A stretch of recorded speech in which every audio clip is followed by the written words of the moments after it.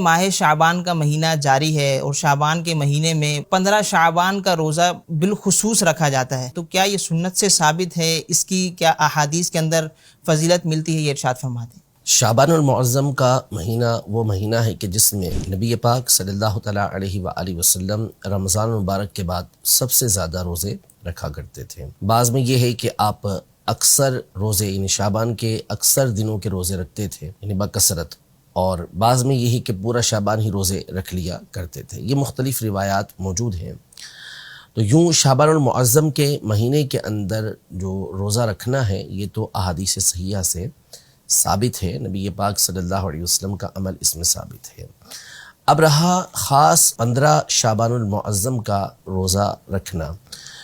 تو اس حوالے سے بھی ایک حدیث مبارکہ جو سنن ابن ماجہ کے اندر موجود ہے، اور اس میں باقاعدہ نبی پاک صلی اللہ تعالیٰ علیہ وآلہ وسلم نے 15 شعبان المعظم کے حوالے سے یہ ارشاد فرمایا کہ جب 15 شعبان کی رات آئے جس کو ہم شب براءت کہتے ہیں، تو اس رات کے بارے میں فرمایا کہ قوموا لیلہا، اس کی رات کو قیام کرو یعنی رات عبادت کرو، اور صوموا نہارہا، اور اس کے دن میں روزہ رکھو۔ تو خاص اس دن کے حوالے سے نبی پاک صلی اللہ علیہ وسلم نے روزہ رکھنے کا حکم ارشاد فرمایا۔ اگرچہ کہ سند کے اعتبار سے اس حدیث پر کلام کیا گیا ہے، ایسے ضعیف کہا گیا ہے، لیکن جس طرح اصول محدثین کی روشنی میں اس حدیث کو ضعیف قرار دیا گیا ہے، یوں ہی محدثین کے اصول کی روشنی میں یہ بات بھی بالکل واضح ہے کہ فضائل اعمال کے اندر جہاں پر کسی عمل کی فضیلت آئی ہو، ترغیب دی گئی ہو، تو اس میں ضعیف حدیث پر عمل کرنا یہ بالکل جائز اور مستحب کام ہوتا ہے۔ تو نبی پاک صلی اللہ تعالیٰ علیہ وآلہ وسلم کی اس حدیث مبارکہ کی روشنی میں خاص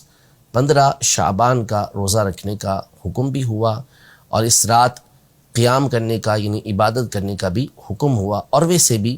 دیگر احادیث طیبہ جو صحیح ستہ کے اندر موجود ہیں، صحیح حدیثیں ہیں، اس میں یہ مذکور ہے کہ نبی پاک صلی اللہ تعالیٰ علیہ وآلہ وسلم شعبان کے اکثر دنوں کے روزے رکھا کرتے تھے۔ اور جب آپ سے اس بارے میں پوچھا گیا کہ آپ اس مہینے کے روزے خاص طور پہ کیوں رکھتے ہیں، تو آپ علیہ الصلوۃ والسلام نے ارشاد فرمایا کہ اس مہینے میں اعمال اللہ کی بارگاہ کے اندر پیش کیے جاتے ہیں، اور میں چاہتا ہوں کہ جب میرا عمل اللہ کی بارگاہ میں پیش ہو تو میں روزے سے ہوں۔ تو ظاہر ہے کہ 15 شعبان تو بالخصوص وہ رات ہے جس کے بارے میں اقوال موجود ہیں کہ اس رات